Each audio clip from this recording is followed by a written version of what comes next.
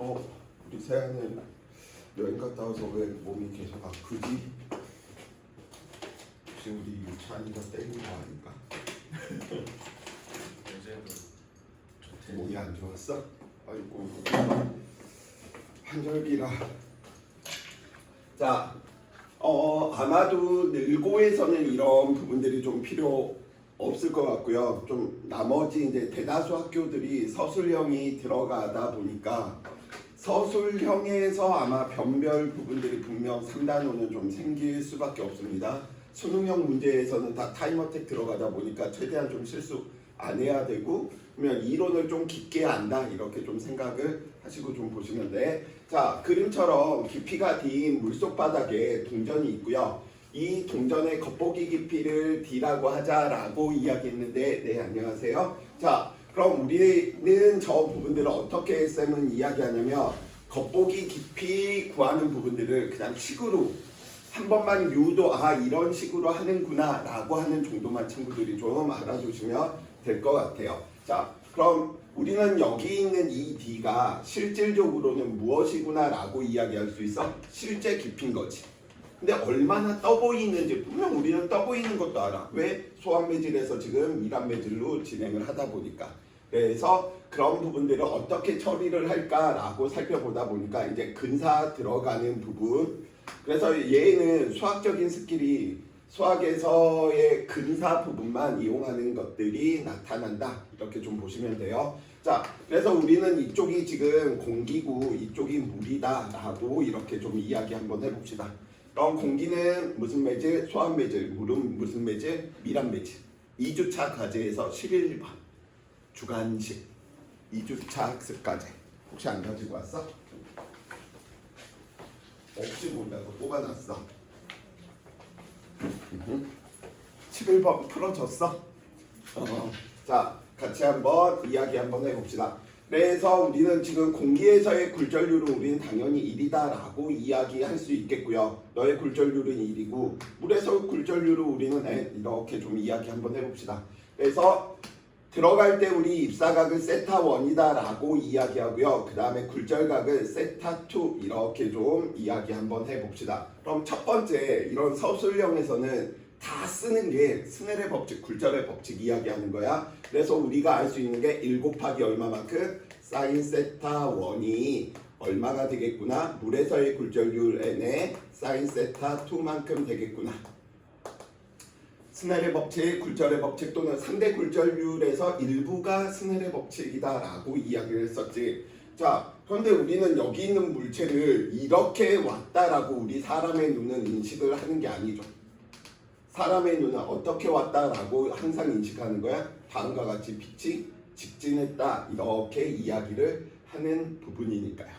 그래서 그 부분들을 이제 우리는 이야기를 해줄 텐데, 그럼 당연히 이 녀석이 세타2면 얘 녀석도 세타2겠고요. 반사의 법칙에 의해서 이 녀석도 세타2겠고요. 그 다음 여기 있는 이 녀석 살펴보다 보니까 이 녀석이 얘랑 이루는 이 각도 얼마만큼? 세타2가 될 테고요. 그러면 너의 각은 얼마가 되겠구나? 세타1이 되겠구나. 왜? 입구멍 똥구멍이었으니까 똥구멍 입구멍이겠구나. 이렇게 이야기해 놓을 수 있겠죠.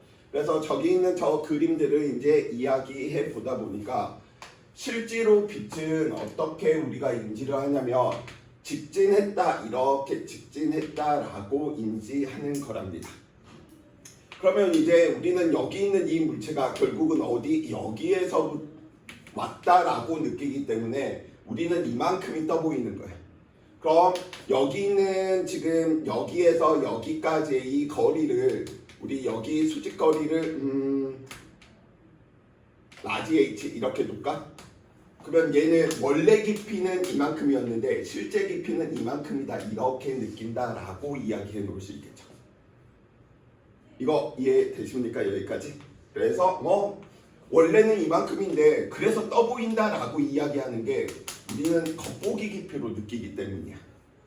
그래서 우리는 저 부분들을 어떻게 처리를 할까라고 이야기를 하는데, 여기 있는 이 겉보기 깊이를 이야기할 때 우리 깊이를 측정할 때 수면이 물 아래가 깊네 이렇게 봅니까? 아니면 이게 수면이라면 이렇게 깊이를 측정해? 아니면 깊이가 이러네 하면서 수면에 나란하게 눈을 놓고 측정해. 위에서 이렇게 바라보는 거죠. 그래서 얘가 이미 근사인 거야. 그래서 어떤 근사를 쓰냐? 세타가 그러면 거의 어디에 접근해? 0에 접근한다라고 하는 가정이 있습니다. 왜? 위에서 바라보니까 여기 있는 이 세타 원이 거의 0에 접근한다는 사실인 거죠.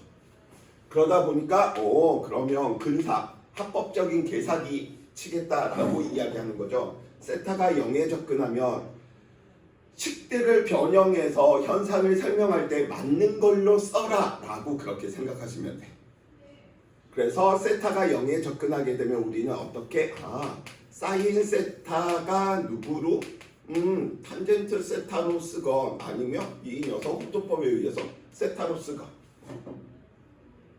그래서 우리는 누구를 사인 세타인 이 녀석을 탄젠트 세타로 좀 바꾸어 버리자 이렇게 이야기하는 거예요. 그래서 이 녀석을 우리는 탄젠트 세타로 바꾸어서 생각하니까 그럼 1 곱하기 얼마만큼? 탄젠트 세타 1이고 얼마? n 탄젠트 세타 2고요. 근데 당연한 결과인 거지. 세타가 0에 접근하면 사인 세타도 0에 접근하고 탄젠트 세타도 0에 접근하니까. 그치? 그래서 근사인데 그냥 같다라고 하자. 그래서 스넬의 법칙을 지금 이렇게 바꿔버린 거예요. 자, 여기까지도 이제 친구들이 이해됐을 것 같고요. 그 다음 계속해서 우리가 좀 살펴보다 보니까 이 녀석이 그러면 우리는 누구? 이 녀석이 지금 세타 1이다 라고 지금 이야기해 놓을 수 있겠지. 이 각을 막곡지각이니까. 그래서 여기 물체에서 여기 수선까지의 이 거리를 x라고 이야기한다면 탄젠트 세타 1이다 라고 이야기하는 녀석은 우리가 얼마 이런 식으로 이제 이야기해 놓을 수 있는 조건들이 만들어지겠죠. 그림이 안 이쁘니까 여기다가 이렇게 좀 이야기할게요. 자, 지금 이렇게 살펴보다 보니까 여기에 있는 이 녀석으로 우리는 바로 좀 취급을 할 수 있겠죠. 그래서 여기 있는 지금 이 삼각형, 여기 있는 지금 누구? 여기 있는 이 삼각형과 여기 있는 이 삼각형 두 개를 가지고 놀아보자, 뭐 이러한 의미하고 똑같다라고 생각을 해주시면 좋을 것 같네요. 그래서 지금 저기에 있는 저 삼각형들을 지금 살펴보다 보니까 결국은 여기에 있는 길이하고 여기 있는 길이들을 우리는 이용을 하고 싶은 거거든요. 그쵸? 그래서 그 부분들을 이용해서 우리는 지금 살펴보려고 이야기를 했더니 이렇게 이야기해 주시면 되겠네. 여기에서 여기까지의 거리를 우리는 얼마만큼? x 뭐 이런 식으로 좀 이야기해 주셔도 되겠죠. 그래서 탄젠트 세타 1이다 라고 이야기하는 거 얼마로 우리는 이야기해 놓을 수 있어? 여기 있는 삼각형이니까 d분의 x 이런 형태로 이야기해 놓을 수 있겠죠. 그래서 너 d분의 x에 대한 형태, 그 다음에 탄젠트 세타 2는 얼마에 대한 형태? 실제의 깊이가 아닌 겉보기 깊이 x에 대한 형태. 그래서 x 사라지다 보니 그러면 겉보기 깊이 h는 우리가 얼마다 라고 이야기 바뀌었네? 이게 바뀌어야 되는데 잠깐 이걸 x로 이게 세타 1이니까 이 녀석이 세타 1, 이 녀석이 세타 1, 세타 1, 이 녀석이 세타 1. 자, 지금 여기에 있는 이 부분으로 이야기 좀 하다 보니까 지금 여기 이렇게 수선 내리면 이게 x, 이게 겉보기 깊이 h, 그 다음에 이 녀석이 얼마만큼? 세타 1 이렇게 이야기해 놓을 수 있는 거죠. 자, 그래서 저 부분들을 살펴보니까 그럼 탄젠트 세타 1은 이것분의 이거잖아. 그래서 얼마? h분의 x가 되겠구나. 자, 그 다음 우리가 세타 2로 이야기하는 이 부분, 세타 2로 이야기하는 저 부분들 살펴보면 세타 2, 탄젠트 세타 2니까 이거분의 이걸로 이야기해 주셔도 되겠네. 그래서 얼마에 대한 형태? d분의 x. 그래서 x 날아갈 테고요. 그래서 h라고 이야기하는 이 녀석이 얼마로 정리되는 거야? n분의 1 곱하기 얼마만큼? d에 대한 형태로 이야기가 되는 거죠. 그래서 실제 깊이가 아닌 겉보기 깊이 h는 얼마? m분의 d에 대한 형태다. 그러면 이걸 그냥 일반화해서 이제 이렇게 좀 이야기해 주셔도 좋을 것 같아요. 자, 그럼 겉보기 깊이 H'이다라고 이야기한다면 이 녀석은 항상 어떻게? 물체가 있는 곳의 굴절률 분의 눈이 있는 곳의 굴절률, 그 다음에 실제 깊이. 그러니까 이건 역사학인 거야. 우리가 물고기들을 바라보며 횟집 가서 물고기들을 바라보며 어떻게 물고기들이 커 보여, 작아 보여? 작아 보일 거야. 왜? 지금 작아지는 효과하고 똑같으니까, 떠 보이는 효과하고 똑같으니까. 그 물고기 입장에서 우리를 바라보면 물고기는 그 역상황이 되겠죠. 그래서 겉보기 깊이는 이런 식으로 친구들이 좀 머릿속에 일반화된 식이니까 머릿속에 넣어두시면 이만큼 되는구나. 즉 굴절률이 만약에 물의 굴절률이 2였었다라고 한다고 공기의 굴절률을 1이다라고 한다면 딱 절반으로 보이는 거예요. 10m면 5m만큼으로 보이고 2m면 1m만큼으로 보이고. 그래서 무엇? 여기에 있는 근사 가지고 그냥 한 번 더 이야기한다. 그래서 아마도 서술형으로 이런 겉보기 깊이가 주어진다. 또는 이런 식으로 물어볼 수 있지. 물에다가 물체를 넣어뒀을 때하고 유리에다가 물체를 넣어뒀을 때 몇 배 차 나는가? 이렇게도 한번 물어볼 수 있기 때문에 쌤이 한번 그냥 좀 소개시켜 두려고 넣어둔 부분이다. 이렇게 좀 생각을 해 두시면 좋을 것 같아요. 자, 11번 말고 다른 주관식은 지금 안 건드려도 되니까 11번 겉보기 깊이 저 부분만 근사를 사용해서 스넬의 법칙을 탄젠트 값으로 바꾸어 준 후 삼각형을 이용해서 우리는 겉보기 깊이를 찾아냈구나. 그 부분들 이해해 주시면 좋을 것 같네요. 자, 오늘 앞부분은 좀 쉬운 부분이고요. 왜? 전자기파 부분들은 굉장히 깜찍이 쏟아 친구들이 아마도 제일 좋아하는 부분이죠. 그래서 교재 63페이지, 65페이지 들어갑시다. 자, 저 전자기파 활용 쌤이 테마 2식으로 나누어 둔 이유는 수능 문제, 수능 문제 중에 이제 유형별로 하다 보니까 테마가 딱 20이거든요. 물리원 전체 공부하면서. 근데 테마 18이 친구들이 제일 이런 문제만 나오면 좋겠어요 라고 이야기를 하는 단원이죠. 왜? 외우면 끝나니까. 근데 이것도 살짝 더 올려서 이야기하도록 할게요. 자, 우리는 이미 배워서 알고 있는 것처럼 저기 있는 저 전자기파라고 이야기하는 이 녀석은 우리가 파동의 분류에서 이야기했지만 이 전자기파는 어떤 특징이 있지? 횡파다. 왜? 파동의 진행 방향과 매질의 진동 방향이 무슨 관계? 뻑큐 관계니까. 그 다음 매질이 없어도 전달될 수 있다. 그래서 매질의 유무에 따라서 우리는 매질이 없어도 전달되다 보니까 비탄성파라고 하는 특징들을 가졌었죠. 물론 매질이 있으면 오히려 속도가 느려진다라고 이야기를 하고요. 그래서 우리는 이 전자기파를 다음과 같이 이렇게 이야기해 버립시다. 전자기파 크기와 방향을 한 번에 벡터의 외적으로 다 이야기를 해버립시다. 전자기파는 결국은 진공에서의 빛의 속력이다라고 이야기할 수 있고요. 전기장의 진동과 자기장의 진동이 스스로 서로를 유도하면서 나타나면서 진행한다. 그래서 식으로 이야기하면 전자기파는 이 식 하나로 다 끝내버려. 이 안에 모든 내용이 다 들어가져 있어. 쌤, 그 말이 무슨 말입니까? 전기장이 다음과 같이 하면서 스스로 전기장이 진동을 하고 있어. 그래서 이 노란색 선이 전기장의 진동이다라고 한다면 전기장이 진동하면서 무슨 일을 벌이냐면 자기장을 유도하면서 자기장도 진동해. 그런데 특징은 어떠한 특징? 전기장의 진동과 자기장의 진동은 항상 무슨 관계다? 뻑큐 관계가 만들어진다. 두 번째 특징, 전기장의 값이 최대값을 가질 때 자기장의 값도 최대값을 가져. 전기장의 방향이 반대로 최대가 될 때 자기장의 방향도 반대로 최대가 된다. 위상이 반대다. 우리는 보통 그렇게 표현하죠. 그래서 다음과 같이. 그래서 다음과 같이 나타나는 부분이고요. 그럼 당연히 전기장의 진동과 자기장의 진동은 버클 관계다라고 했고요. 스스로가 전기장과 자기장을 뭐하면서 유도하고 진동하면서 가다 보니까 매질이 있어버리면 그 진동들이 느려져 버리겠지. 그래서 속도가 느려진다. 그러면 방향은 어떻게 되느냐? 횡파이다 보니까 전기장의 진동과 자기장의 진동 방향과도 둘 다 수직이 되는 방향이 돼야 돼.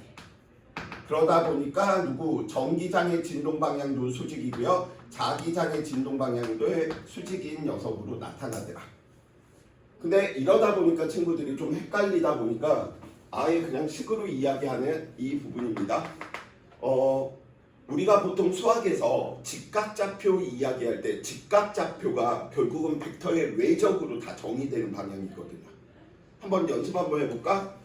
이쪽이 X방향이고 이쪽이 Y방향이다 라고 이야기한다면 Z방향은 어디야? 수학에서 칠판면을 뚫고 나오는 이쪽이 Z방향인 거죠. 그 임의로 한번 이야기 한번 해볼까? 쌤이 이번에는 이걸 X방향으로 하고 이걸 Y방향이다 라고 이야기한다면 Z방향은 어디야?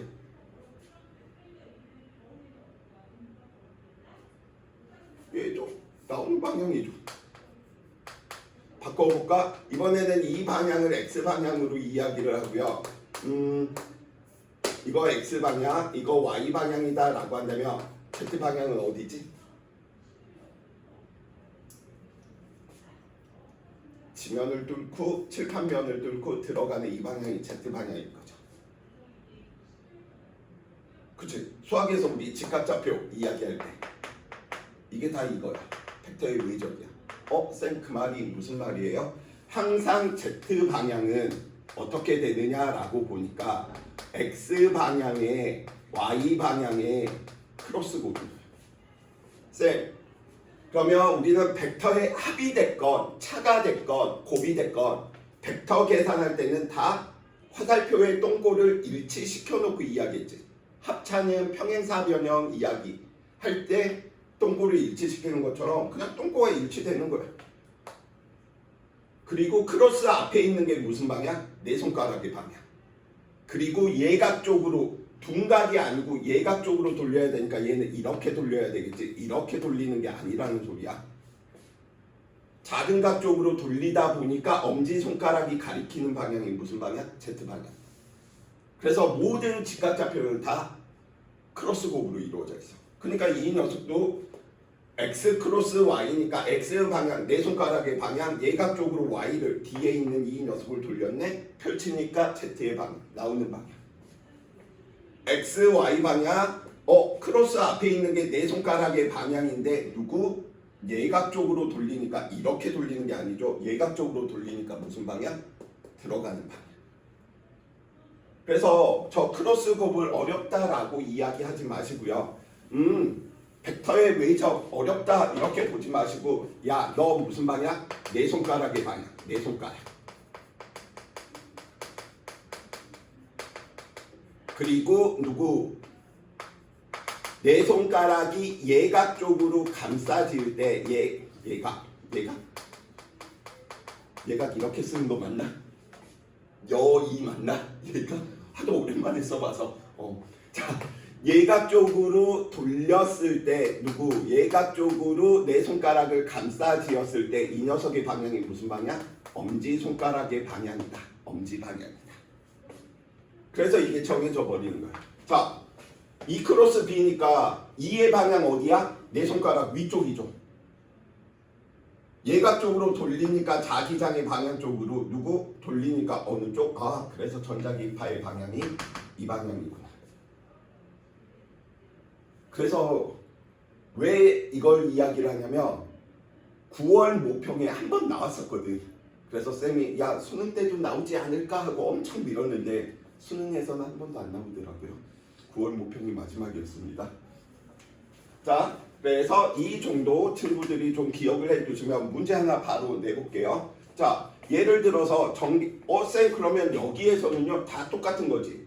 이의 방향, 내 손가락의 방향 예각적으로 우리는 돌려주셔야 되다 보니까 누구 이렇게 돌리셔야 되겠죠. 그러니까 계속 방향은 똑같은 거예요. 자, 전기장의 진동이 다음과 같고요. 자기장의 진동이 다음과 같았다라고 이야기를 한번 해봅시다. 그러면 이걸 보면서 전자기파는 어디로 지금 이동하고 있구나 이게 느껴지셔야 돼요. 어디로 이동합니까? 전자기파는 전기장의 진동이 아래쪽이었었고요. 자기장의 진동이 왼쪽이었었답니다. 그럼 이 전자기파는 어디로 이동하고 있는 거예요? 크로스 앞에 있는 내 손가락 예각적으로 돌리니까 엄지손가락이 칠판을 뚫고 들어가니까 얘는 칠판을 뚫고 들어가는 방향으로 지금 전자기파가 이렇게 지금 진행하고 있는 거예요.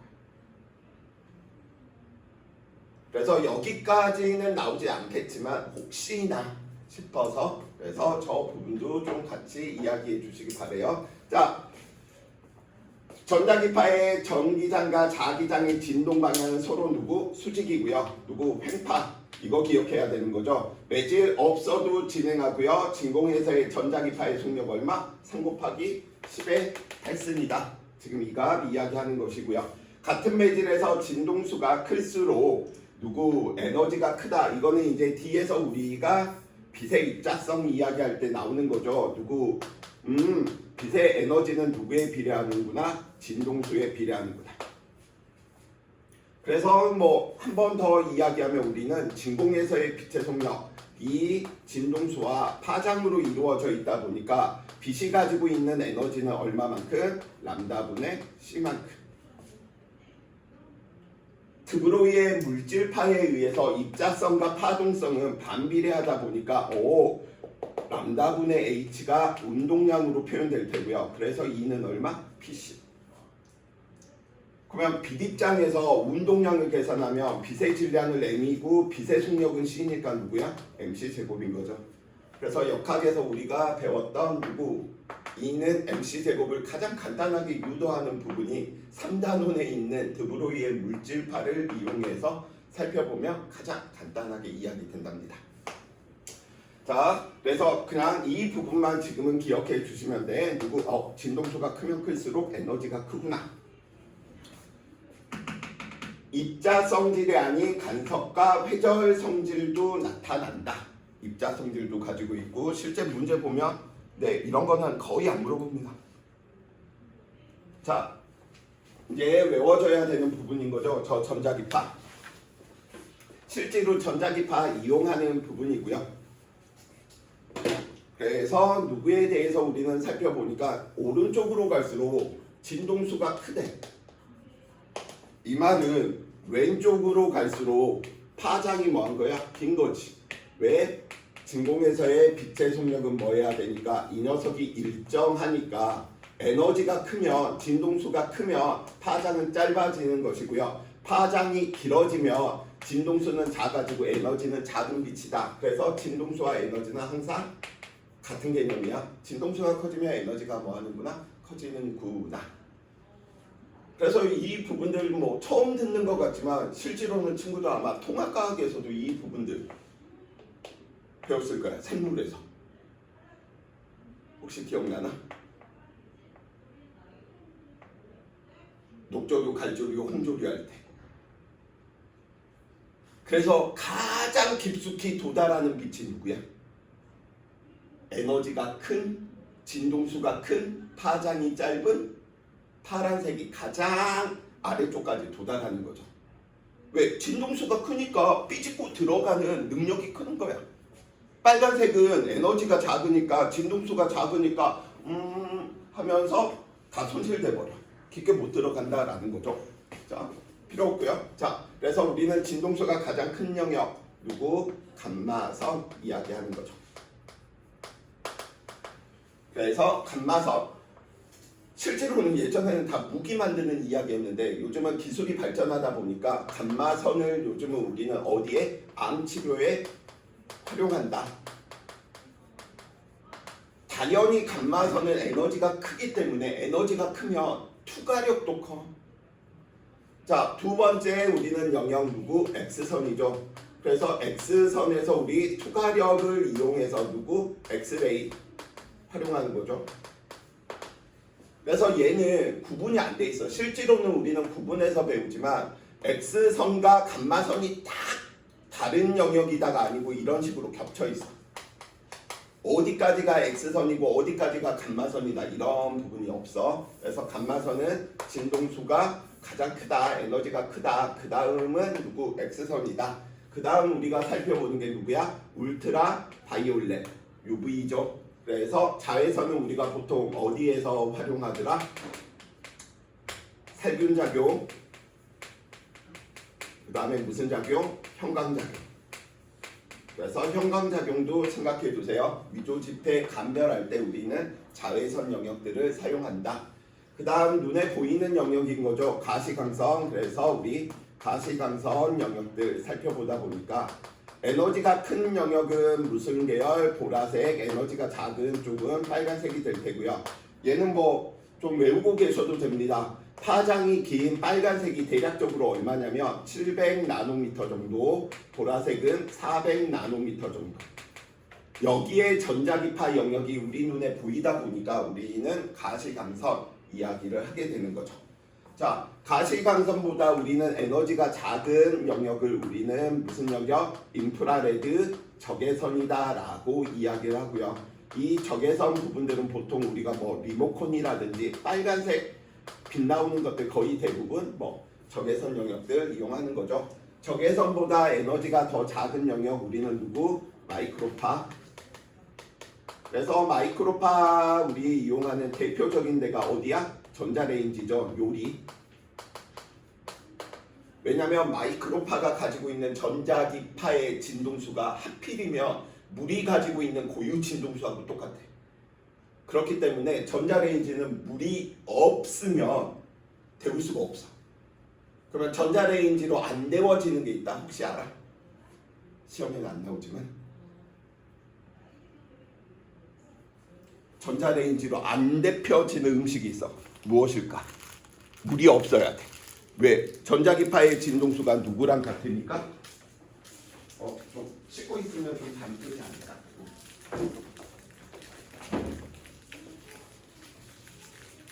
물이 99.99% 없어.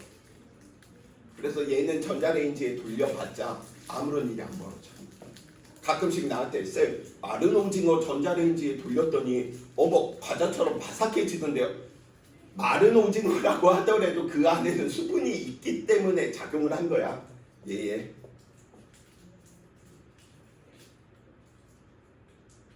라면 스프. 라면 스프에는 물이 99.99 다 제거된 부분이다 보니까 보관 능력이 부피도 작고 보관 능력 굉장히 오랫동안 저장할 수 있죠.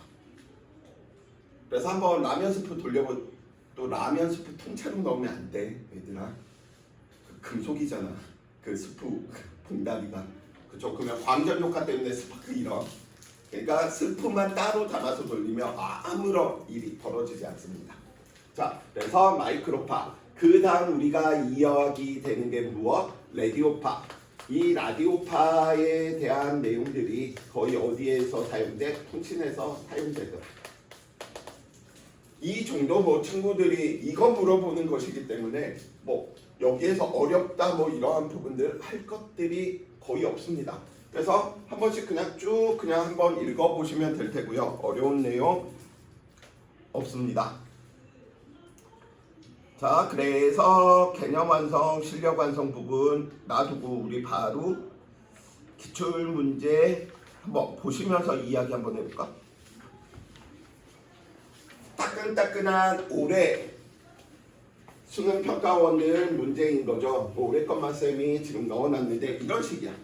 자, 그래서 얘는 거의 애들이 수능 준비하는 얘들은 10초 컷에 드는 문제입니다. 자, 그림은 전자기파 A와 B에 대한 예이고요. 하나는 가시광선이고 하나는 자외선이랍니다. 그럼 이게 그냥 다 떠올라야 되는 거지. 칫솔모 살균 장치에서 A와 B가 방출되는데 A는 살균 작용한답니다. 너 누구? 자외선. B는 눈에 보인답니다. 누구? 가시광선. 그쵸? 그래서 A는 누구구나? 자외선. 맞는 말. 진동수는 B가 A보다 가시광선이 자외선보다 커? 아니죠. 에너지가 작으니까 진동수가 작은 거죠. 진공에서 자외선이나 가시광선은 속력 같죠. 그래서 정답 몇 번? 3번. 그래서 이쪽 부분은 정말 편안하게 친구들이 이야기해 주시면 되는 내용이고요. 하나만 더 살펴봐 볼까요? 10번. 10번이 딱 10월 교육형이었네. 이번 수능 보기 직전에. 그러니까 이런 표 형태로 아마 내신에서는 나올 가능성들이 굉장히 크죠. 자, 가시광선 마이크로파 X선이랍니다. 자외선보다 파장이 짧다. 그럼 에너지가 크다는 거야. 자외선보다 파장이 짧은 건 에너지가 크다는 거니까 누구밖에 없어? X선밖에 없는 거죠. 전자레인지에서 음식물을 데우는 데 이용된 내도 누구야? 마이크로파네요. 그럼 나머지 하나는 누구야? 가시광선이네요. 그래서 X선, 마이크로파, 가시광선 누구? 1번. 그냥 외워서 들어가는데 요즘 많이 나오는 것 중 하나가 감마선. 암 치료에 이용된다. 이 정도 좀 이야기해 주시면 되겠고요. 자, 그래서 테마 18 끝났습니다. 자, 테마 19 간섭. 할 이야기가 많죠. 이제 18은 끝났지만 19에서부터는 자, 이건 쌤이 좀 천천히 이야기할 테고요. 좀 얘는 시간이 걸려요. 그 다음에 문제 푸는 법과 이론을 정리를 해 두셔야지 이론 가지고 문제 풀면 타임어택이 안 돼. 정확하게 문제는 풀 수는 있어. 그래서 그 모든 방법들 다 이야기해 놓도록 하겠습니다. 자, 우리는 파동이다 라고 이야기하는 부분들 살펴보다 보니까 얘는 잠깐 꺼도 돼. 자, 파동이다 라고 하는 부분들 우리는 이야기하다 보니까 에너지의 이동이었었고요. 그래서 우리는 파동의 분류, 파동의 표현, 파동의 성질, 파동의 성질인데 입자에서도 나타나는 성질까지인 반사하고 굴절까지 이야기하면서 전반사로 마무리했습니다. 그 다음 전자기파, 파동의 관점에서 이제 파동만의 성질들을 보겠다. 그래서 먼저 테마 18 전자기파 활용하는 예들 이야기를 했고요. 파동만의 성질이다 라고 이야기한다면 이 파동만의 성질은 간섭이나 회절이 나타나면 파동만의 성질인데 그럼 파동이 그러한 현상을 일으키는 궁극적인 원리가 무엇일까? 단 두 개입니다. 누구? 중첩성의 원리다 라고 이야기하는 것과 다른 하나는 독립성의 원리다. 중첩성, 독립성. 그래서 이거는 머릿속에 넣어두셔야겠죠. 어려운 내용은 아닙니다. 입자에서는 A와 B가 만나면 충돌을 통해서 운동량 보전, 운동량 충격량을 통해서 A와 B의 운동 상태들이 달라져서 위치를 구한다면 파동은 A파와 B파가 만났는데 전혀 다른 현상인 거예요. 즉 쌤이 유찬이하고 입자적인 관점에서는 서로가 서로를 향해서 쌤 사랑해요 하면서 빡 하고 부딪히니까 쌤 아파요 이 녀석아 아프잖아 하면서 이야기를 한다면 파동의 관점에서는 나랑 유찬이가 만나서 누가 돼버린 거야? 성류가 돼버린 거야. 그럼 새로운 다른 한 녀석이 만들어진 거야. 우리는 그걸 보고 누구? 중첩성 이렇게 이야기한답니다. 그래서 A파와 B파가 만났을 때 새로운 파가 만들어지는 현상을 보고 우리는 중첩성의 원리 식으로 이야기하게 되면 우리는 어떻게? 그러면 새로운 파의 진폭은 단순히 뭐 하면 돼? 각각이 가지고 있는 파동의 진폭을 더해버립니다. 두 번째, 독립성의 원리다 라고 이야기하는 부분은 희한하게도 나하고 유찬이가 만났을 때 성류가 됐거든? 근데 헤어질 때는 그냥 각자 갈 길을 가는 거야. 진짜 깔끔하죠? 근데 인간들은 안 그러잖아. 쌤이 예를 들어서 이렇게 하면 안 되겠구나. 아직 지원이랑 친해진 게 아니니까 쌤이 건우랑 만나서 열렬히 막 사랑을 하면서 너 없이는 못 살아 막 하면서 우리 둘은 막 사랑을 나누었는데 갑자기 헤어졌어. 그러면 이제 인간들은 쪼잔해지는 거죠. 건우가 갑자기 그동안 내가 선물했던 거 다 내놔요 하면서 막 뺏어가고. 그죠? 근데 파동은 안 그렇다라는 거야. 만났다가 사랑을 싹 틔웠다가 헤어지면 그래 각자 가자 하면서 그냥 그대로 가는 거야. 즉 파동의 성질을 잃지 않고 그대로 유지한다가 뭐야? 독립성질인 거야. 그래서 이걸 보통 우리는 그림으로 많이 이야기하죠. 다음과 같이 하나의 줄, 같은 줄에서 오른쪽으로 진행하는 Y1의 진폭을 가지고 있는 파동과 동일한 매질입니다. 동일한 매질에서 왼쪽으로 진행하고 있는 Y2의 진폭을 가지고 있는 녀석, 우리는 보통 입사파, 반사파 이렇게 표현하거든요. 그래서 이 둘이 시간이 지나서 어떻게 한 지점에서 만났더니 A파와 B파가 만나서 이 녀석이 만나니까 두 개의 파로 나타나는 게 아니고요. 그냥 하나의 파동으로 보이더래. 얼마로? Y1 플러스 Y2를 가진 파동. 이게 무엇이다? 중첩성이다. 그래서 중첩이 되면 우리는 이걸 분간할 수가 없어. 이 두 개의 파를 그냥 하나의 파동으로 보인다. 중첩성. 시간이 지나고 나서 살펴봤더니 각자 갈 길을 가더래. 얘는 아무런 파동에 자신이 가지고 있던 성질 아무것도 변하지 않고요. 원래대로 진행 방향 모든 부분들이 다 그대로인 채 가더래. 이게 무슨 성질? 독립성. 그래서 합쳐져 있으면 중첩성, 각자 갈 길 가면 독립성. 이거 구분해 주시면 된다. 그럼 여기에 이제 전제적인 조건이 있어. 저 부분들 이야기할 때 쌤이 이 녀석의 파를 예를 들어 A파, 이 녀석의 파를 B파. 그러면 A파, B파, A와 B파가 만나서 C파가 되더래. 중첩할 때. 그러면 이게 말로 A파, B파 이렇게도 이야기 문제를 주겠지만 이렇게 주는 데도 있어. 입사파, 반사파. 진행 방향이 둘이 다르다라는 거예요. 그 다음에 C파를 우리는 보통 합성파 이렇게 표현할 때도 있어요. 자, 그럼 중첩성을 우리는 어디까지 적용을 시키느냐라고 봤더니 A가 가지고 있는 파장, B가 가지고 있는 파장 뭐하더라? 같더라. 파장이 동일한 녀석들만 우리는 다뤄. 왜냐면 파장이 달라지면 퓨리의 급수를 이용해서 계산해야 되다 보니까 그거는 안 해요. 물초에서도 안 해. 왜? 삼각함수들 합성들을 다 해야 되니까. 그래서 만들어지는 합성파도 난다라고 한다면 다 파장이 같아.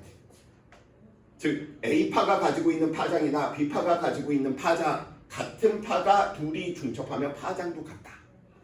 두 번째, 그러면 A파가 가지고 있는 주기와 B파가 가지고 있는 주기와 합성파가 만들어내는 주기는 뭐하다? 같아.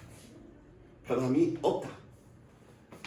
A가 가지고 있는 진동수와 B가 가지고 있는 진동수가 같은 경우들만 우리는 다뤄. 그래서 둘이 중첩이 되더라도 진동수도 같아. A파가 가지고 있는 전파 속력, B파가 가지고 있는 전파 속력이 같아. 왜? 동일 매질에서만 다룰 거야. 동일 매질에서 같은 종류의 파동끼리만. 즉 음파하고 물결파가 만나는 거 계산은 할 수 있겠지만 너무 복잡하니까 안 하겠다는 거야. 그러면 동일한 파들이 만나서 만드는 합성파 역시 중첩의 원리에 의해서 만들어지는 합성파의 전파 속도도 같아. 그럼 친구들 이게 하나의 세트로 이 전제 조건으로 넣어두셔야 될 부분이야. 근데 다른 게 하나가 있어. 요거 입사파와 반사파와 합성파는 진폭은 뭐 할 수 있다? 동일한 진폭을 사용할 수 있지만 진폭이 다를 수도 있다.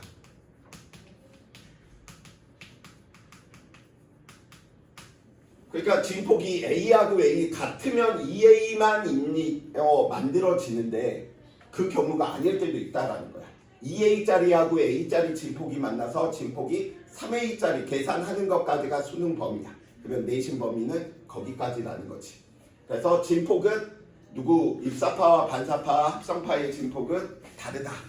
같을 수도 있지만 다를 수도 있다. 이게 대전제 조건이다라고 이야기해 놓을 수 있겠습니다. 오케이? 자, 그래서 파동에 대한 지금 다른 것들 그림으로 그냥 구분하면 돼. 중첩했구나. 각자의 갈 길 그대로 방향, 파장, 주기, 진동수, 전파 속력, 진폭 다 원래 상태 유지하면서 그냥 가는구나. 독립성. 자, 이제 본격적인 문제 부분들 들어가도록 할게요. 자,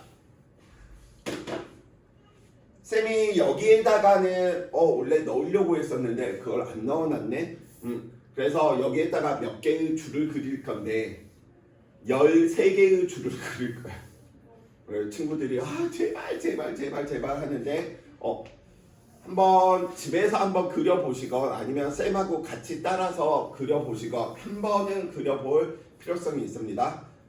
하나, 둘, 셋, 하나, 둘, 셋, 넷, 다, 일곱, 여덟, 아홉, 열, 열하나, 열둘, 열셋.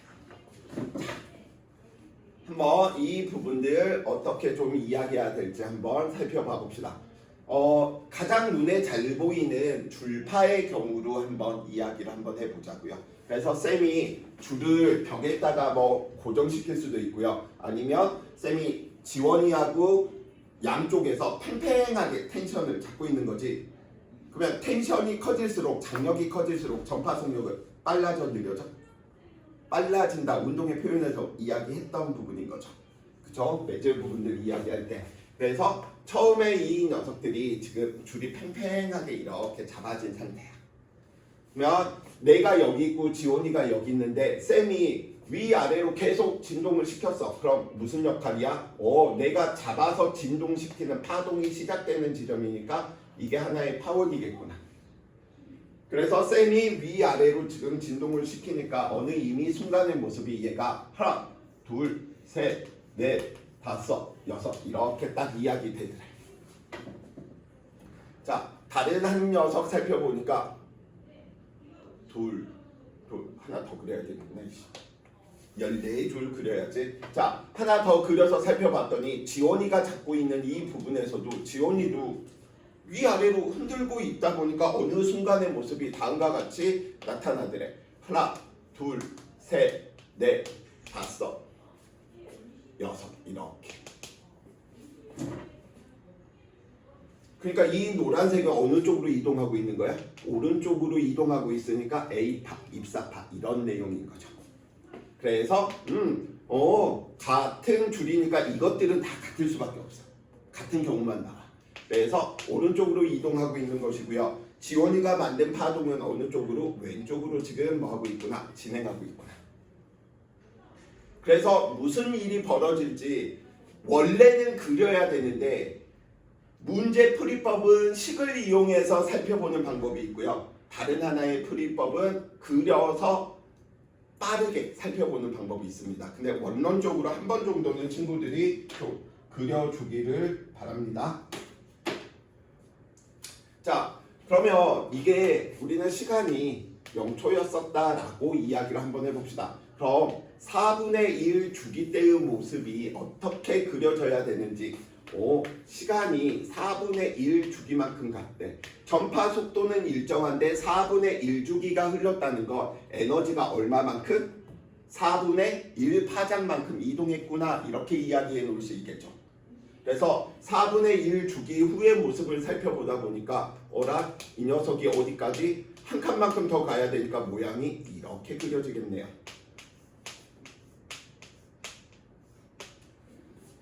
그쵸? 이게 4분의 1 주기 흐르니까 4칸이 지금 한 파장이므로 4분의 1 주기 동안 에너지가 4분의 1 파장만큼 이동한 모습을 그린 거야. 그래서 계속 이 부분들은 파동의 표현 부분들이 계속 뭐 할 수밖에 없어? 쓸 수밖에 없어.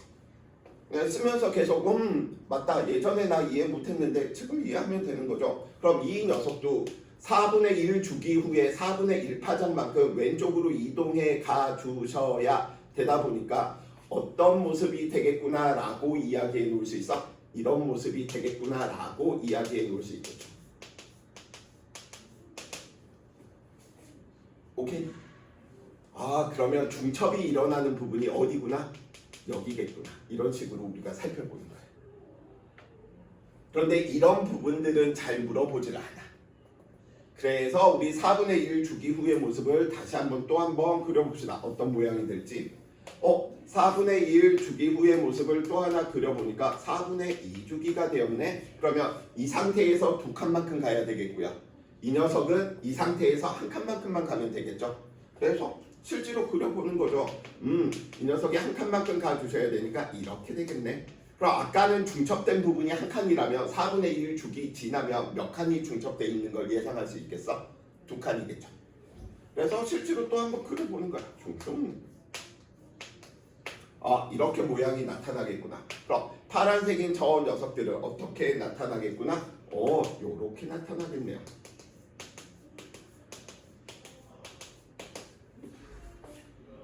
오케이? 이해되시죠? 그러니까 이 녀석들을 중첩되고 있는 부분들을 살펴보다 보니까 여기 있는 노란색 부분과 여기 있는 파란색 부분에 중첩되고 있는 부분이 얼마만큼? 두 칸만큼 이렇게 표현되겠구나. 그러니까 일정한 규칙으로 중첩되는 부분들도 뭐하고 있음을 친구들이 알 수 있어? 늘어나고 있음을 알고 있으면 돼. 그래서 그려서 이런 식으로 처리하는 방법들이 존재한다라고 우리는 이야기해 놓을 수 있겠다. 오케이? 자, 그럼 이런 연습들은 지금 이제 한 번 했으니까 실질적으로 이런 방법을 통해서 알아보는 부분들이구나. 그러면 실제로 이야기를 한번 해봅시다. 이제 이런 그리는 연습은 친구들이 한 번 정도는 해주셔야 됐고, 자, 그래서 쌤이 이번에는 이제 연습 끝났으니까 이렇게 한번 두 개로 이야기 한번 해볼게요. 처음에 이 녀석의 파동의 모습이 예를 들어서 다음과 같이 이렇게 나타났다라고 이야기를 하고요. 그래서 이 녀석은 오른쪽으로 다음과 같이 진행하더래.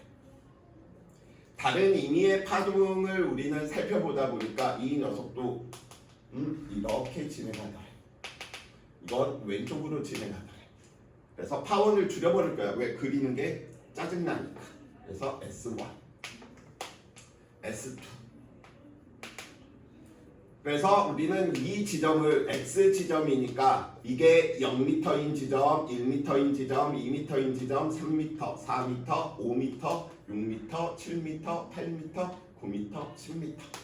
그러면 파장 2m로 똑같고 주기도 똑같을 테고 전파 속도도 똑같을 테고 계산 편하게 하기 위해서 진폭을 우리 1m라고 해볼까? 얘도 진폭을 1m 이렇게 이야기 한번 해봅시다.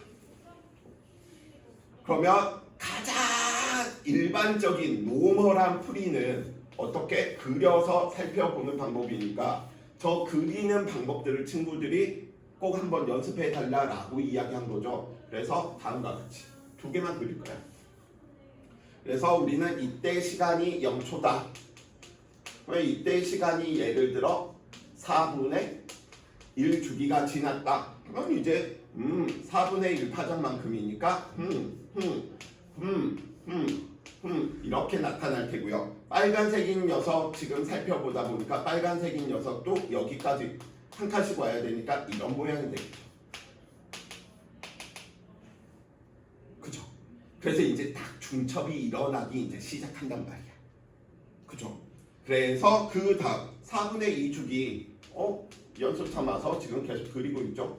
4분의 2 주기 때 그려지시니까 이 부분들 그럼 노란색 어디까지? 이 녀석이 여기까지 와 주셔야 되겠네. 하나, 둘, 셋, 넷, 다섯, 여섯. 그러면 빨간색인 저 부분도 어디까지? 이 부분이 여기까지 오다 보니까 하나, 둘, 셋, 넷, 다섯, 여섯. 이렇게 모양이 변하겠구나.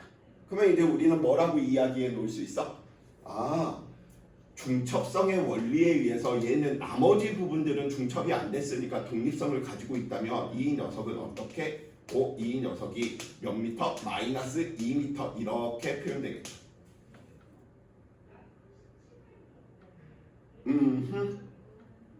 자, 이제 마지막 딱 한 번만 그리고 이제 끝냅시다. 자, 그러면 4분의 1 주기가 또 한 번 지났대. 4분의 3주기가 되거나 4분의 3주기가 되니까 이 녀석이 또 한 칸만큼 가주셔야 되니까 노란색은 여기까지 왔어요. 빨간색은 어디까지 간 거야? 여기까지 가주셔야 되다 보니까 어떻게? 이렇게 오겠네요. 자, 또 느껴주셔야 돼. 4분의 1 주기 지났더니 이 녀석이 두 칸 중첩이 일어났어. 4분의 1 주기가 또 지나면 몇 칸 중첩? 두 칸에서 네 칸 중첩. 그럼 4분의 4 주기가 되면 이번에는 6칸 중첩. 이런 식으로 중첩 범위도 생각을 해주셔야 될 테고요. 중첩성의 원리에 의해서 이 부분들은 중첩의 원리에 의해서 진폭들을 다 더하니까 진동이 없는 것처럼 표현되네요. 여기까지도 됐죠? 자, 이제 여기에서 이제 일반화를 시킬 거랍니다. 자, 어떻게 해서 일반화들이 이제 이야기를 하냐? 문제 푸는 방법이 중요하지만 원리도 친구들이 한 번씩 그려보면서 살펴봐 주셔야 돼. 자, 지금 쌤이 어느 지점을 이야기를 할 거냐면 5m 지점에 대한 내용들을 한번 이야기를 한번 해봅시다. 그럼 x가 얼마가 되는 지점? 5m 되는 지점을 살펴보다 보니까 중첩이 일어나고 나서부터 0, 마이너스 2, 그 다음 0, 그 다음 얼마 예측하시겠어? 0, 마이너스 2, 0, 플러스 2가 되겠지. 그래서 이걸 그려보라는 거야. 한번 그려봐야지 저걸 알아. 그래서 5m가 되는 지점 살펴보니까 중첩이 되고 나서부터 0이 되고 진폭이 마이너스 2m가 되고 그 다음 4분의 1주기 지났더니 또 0이 되고 그 다음 플러스 2가 되고 계속 이게 뭐 하겠어? 반복되겠죠. 그래서 그려서 이 지점들이 이렇게 계속 나타나네? 그럼 왜 이렇게 나타날까라고 살펴보다 보니까 노란색과 빨간색의 위상이 뭐한 거야? 같은 거지. 고리였을 때 고리 되고 마루였을 때 마루가 되다 보니까. 그래서 5m가 되는 이 지점에서는 무슨 일이 벌어지고 있구나? 같은 위상, 위치와 상태, 즉 마루와 마루, 골과 골이 만나는구나. 같은 위상이 만나는 지점이네. 같은 위상끼리 만나는 이 지점을 보고 우리는 무엇? 보강간섭 이렇게 표현하는 거죠. 그래서 진폭을 보면 안 돼. 친구들 이거 문제 빨리 풀려고 어느 순간 그럼 보강간섭은 진폭이 커져야 되겠네요. 근데 0일 때도 있다라는 사실인 거야. 그러니까 이거는 따져 보셔야 돼. 그래서 우선 같은 위상끼리 두 파동이 만나는 지점에서는 무슨 간섭? 보강간섭이 일어나는 부분이고요. 보강간섭이 일어나는 지점에서는 무엇이 나타나겠구나? 진동이 있겠구나. 진동이 있으니까 무조건 진폭이 최대 이런 식으로 생각하면 안 돼. 0일 때도 있는 부분이니까요. 자, 그 다음 이제 우리가 또 다른 지점들 하나 살펴보다 보니까 어느 지점들 이야기를 할 거냐면 이 옆에 있는 이 4m 되는 지점 한번 이야기 한번 해봅시다. 그래서 이거는 친구들이 한번 그려주시라 라고 이야기했고요. 4m가 되는 지점 살펴보니까 4m가 되는 저 지점에서는 중첩이 일어나고 나서 진폭이 0이었었네요. 시간이 지나고 나서 살펴보니까 또 진폭이 0이네요. 계속해서 이 경우에서 진폭이 얼마? 0인 거예요. 그래서 4m가 되는 지점에서는 왜 계속 0이 되지? 라고 살펴보다 보니까 얘가 마루일 때 얘는 골이네요. 즉 두 파동이 반대 위상끼리 만나는 지점에서는 무슨 일이 벌어지는구나? 상세 간섭이 벌어지는구나. 그래서 상세 간섭. 그래서 상세 간섭이 일어나는 지점에서는 진동이 없다.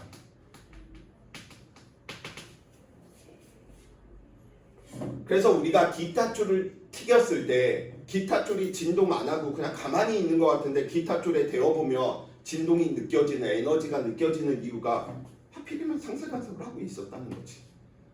눈에 안 보이지만 에너지들은 뭐 하고 있는 거야? 지금처럼 이동해 가고 있었다는 거야. 하나는 오른쪽으로 하나는 왼쪽으로. 그래서 여기에서도 친구들이 또 헷갈리는 부분이 있어. 그럼 0 되는 지점이 나오면 항상 얘는 상쇄 간섭이구나. 이렇게 보시면 안 돼.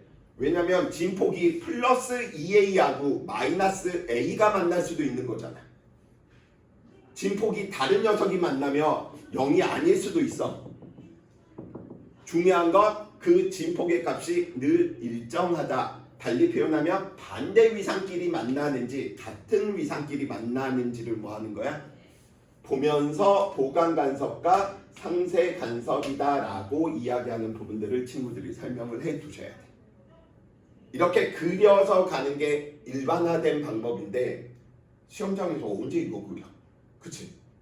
그래서 이 부분들을 어떻게 처리하느냐? 다음과 같이 이렇게 문제 푸는 거랍니다. 첫 번째 문제 풀어내는 방법.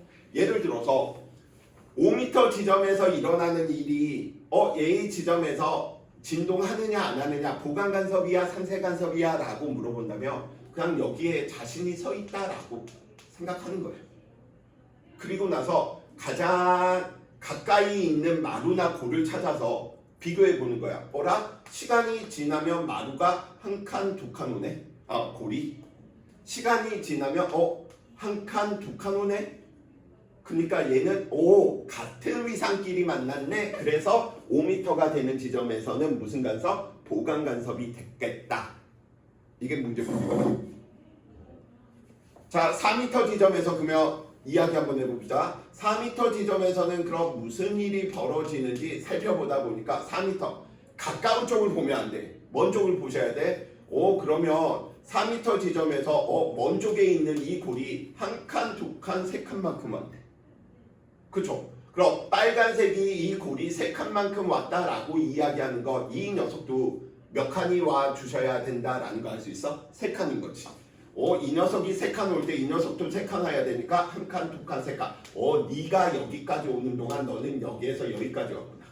즉 얘는 마루가 도착하고 세 칸, 얘는 골이 세 칸 도착했으니 위상이 반대구나. 무슨 간섭? 상쇄 간섭. 이게 수능형 문제 풀이법.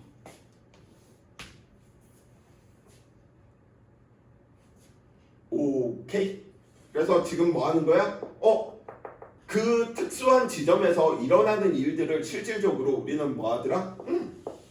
먼 쪽에 있는 녀석이 나한테 도달했다라고 생각하고 문제 보시면 돼. 그래서 진폭을 보는 게 아니고 누굴 본다? 같은 위상끼리 도달하는지 반대 위상끼리 도달하는지. 오케이? 자, 근데 여기에서 그치지 않습니다. 좀 더 일반화해서 더 들어가서 이야기하도록 할게요.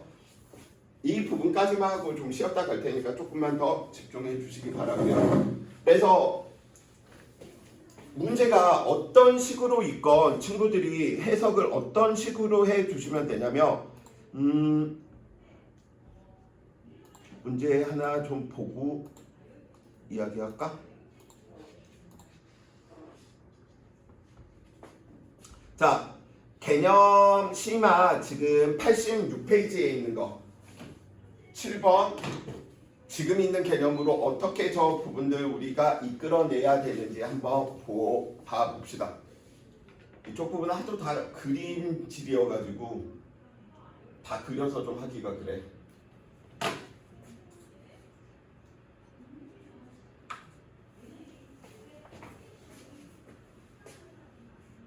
켜자라.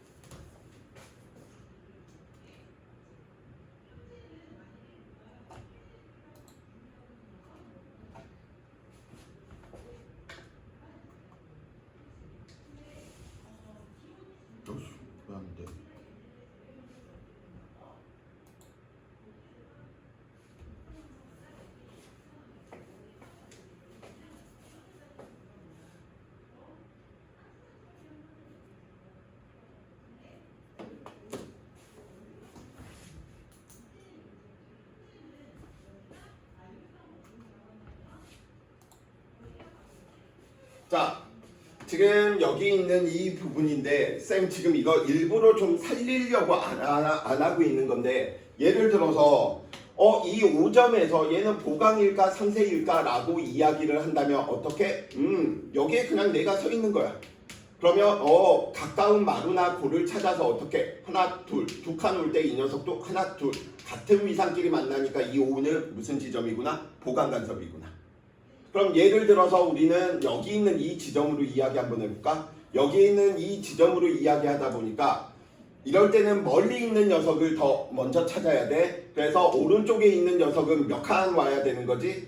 한 칸, 두 칸, 세 칸, 네 칸 와야 되는 거지. 그럼 네 칸일 때 마루가 온단 말이야. 그럼 얘 네 칸인 지점에서 살펴보니까 한 칸, 두 칸, 세 칸, 네 칸. 얘가 마루가 올 때 얘도 마루가 오는구나. 그러니까 이 지점도 무슨 간섭? 보강 간섭. 이렇게 처리하는 거라고. 자, 지금 이제 이 방법은 수능 형태에서 친구들이 이야기해 주셔야 되는 부분이고요. 좀 더 일반화한 부분으로 이제 이야기하는 거 갑니다. 친구들이 굉장히 좀 싫어하는데 무슨 개념이냐라고 보니까 그 개념이 경로차라고 하는 개념입니다. 어려운 거 아니고요. 역학에서 이야기했던 A와 B 사이의 거리차하고 비슷한 개념인 거예요. 그래서 이 경로차를 쌤은 앞으로는 어떻게 그리스 소문자 나는 좀 델타로 쓰는 편이야. 일부 교과서에서는 대문자 델타로 표현되어 있는데 쌤은 경로차를 델타라고 이야기할 테고요. 경로차는 음의 의미가 없어. 그래서 저 경로차는 어떻게 정의를 하는 거냐? 파원에서부터 진행한 두 파동이 진행한 거리의 차라고 이야기를 하다 보니까 절대값을 씌워버립니다. 왜? 음의 값이 필요가 없으니까. 쌤, 그 말이 무슨 말이에요? 자, 이거 들어갑니다. 지금 이 아래쪽에 있는 그림 보세요. 자, 우리는 예를 들어서 지금 아까 우리가 5m 지점을 우리는 임의의 지점 P 지점이다 라고 놓아버립시다. 그러면 두 파동에 우리는 경로차라고 이야기한다면 파원에서 P까지 이동한 거리하고 파동 S2에서 P까지 이동한 거리의 차가 뭐야? 경로차인 거야. 그럼 얘는 몇 칸 간 거야? 한 칸, 두 칸, 세 칸, 네 칸, 다섯 칸이죠. 그러니까 S1P 왼쪽에서 진행한 거리가 다섯 칸이야. 그러면 오른쪽에서 왼쪽으로 진행한 이 녀석 한 칸, 두 칸, 세 칸, 네 칸, 다섯 칸이네. 그쵸? 그럼 경로차가 얼마가 되는 지점이야? 0이 되는 지점인 거지. 그러면 경로차가 0이 되는 이 지점에서는 무슨 간섭이 일어나는구나? 보강 간섭이 일어나는구나. 아까는 그림으로 이야기했다면 경로차로 이야기돼 버리면 이 경로차가 다음과 같이 나타나네. 반파장 곱하기 얼마? 짝수가 들어가는 지점에서는 다 무슨 간섭이 벌어지는구나? 보강 간섭들이 일어납니다. 참고로 짝수는 0도 짝수야. 0, 2, 4, 6, 8 이런 식으로. 그래서 우리는 이거 계산하면 바로 이야기할 수 있어. 자, 그럼 이 지점 살펴볼까? 이 지점은 시간이 한참 흘러서 중첩이 된다면 보강 간섭이 일어날까 상세 간섭이 일어날까를 보겠다는 거야. 그러면 우리는 아까 식의 방법으로 이야기되면 한 칸, 두 칸, 세 칸, 네 칸, 다섯 칸 왔으니까 얘도 뒤쪽에서 연속적으로 생각해서 한 칸, 두 칸, 세 칸, 네 칸, 다섯 칸 계산해야 되는 거잖아. 그러지 말자라는 거지. 어떻게 얘는 S1P가 몇 칸이야? 두 칸이죠. 그러면 얘가 두 칸은 반파장인 거지. 그럼 얘는 몇 칸? 반파장이 하나, 둘, 셋, 넷. 반파장 4개에서 반파장 1개를 빼면 얼마? 반파장 하나고요. 얘는 반파장 하나, 둘, 셋, 4개네. 반파장 4개에서 반파장 1개를 빼면 몇 개? 3개지. 그럼 저 지점은 무슨 일이 벌어지는 거야? 반파장 곱하기 홀수 3이 들어온 지점이잖아. 그 지점은 무슨 간섭이 벌어지는구나? 상세 간섭이 벌어져.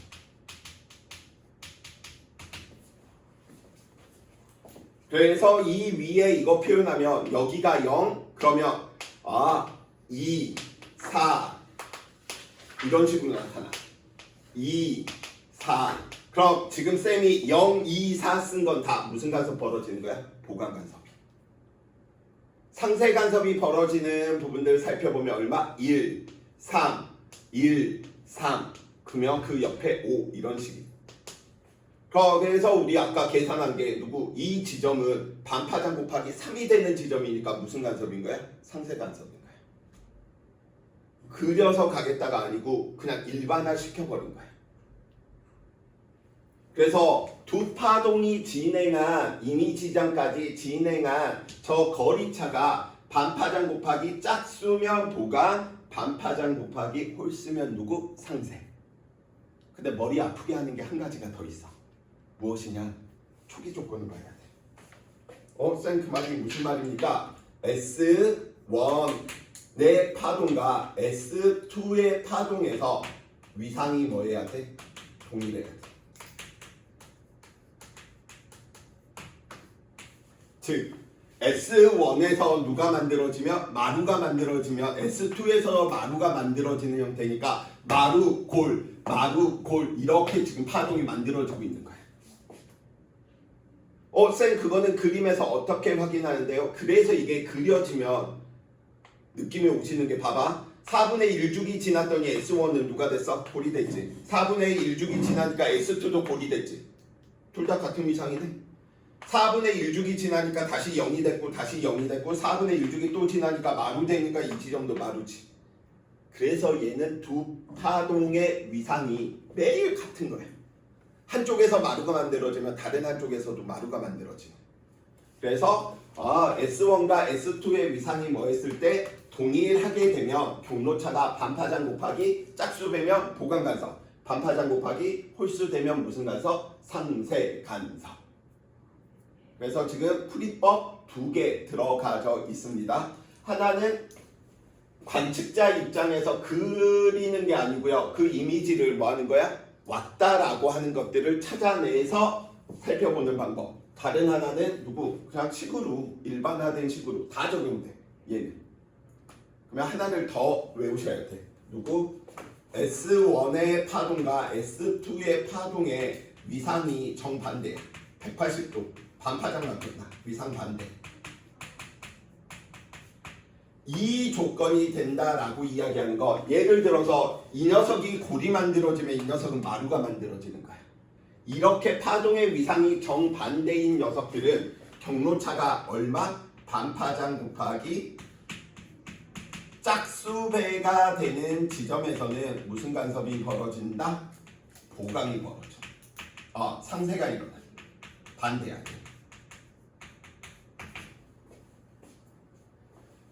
위상이 정반대인데 누구? 경로차가 반파장 곱하기 누가 된다? 홀수배가 된다. 그러면 그 지점은 무슨 간섭? 보강 간섭. 그래서 일부 학원에서는 이렇게 이야기하는 것도 친구들이 막 힘들어하니까 이런 식으로 이야기합니다. 두 위상이 같은 파동이야? 그러면 한가운데에서는 보강이야 상세야? 한가운데 경로차가 0인 지점 보강인 거지. 그래서 그것만 외우게 해서 문제 풀으라고 해. 근데 그냥 다 일반화해서 그냥 넣어버리자고. 두 위상이 반대야. 그러면 한가운데에서 무슨 간섭이 일어나? 상세 간섭이.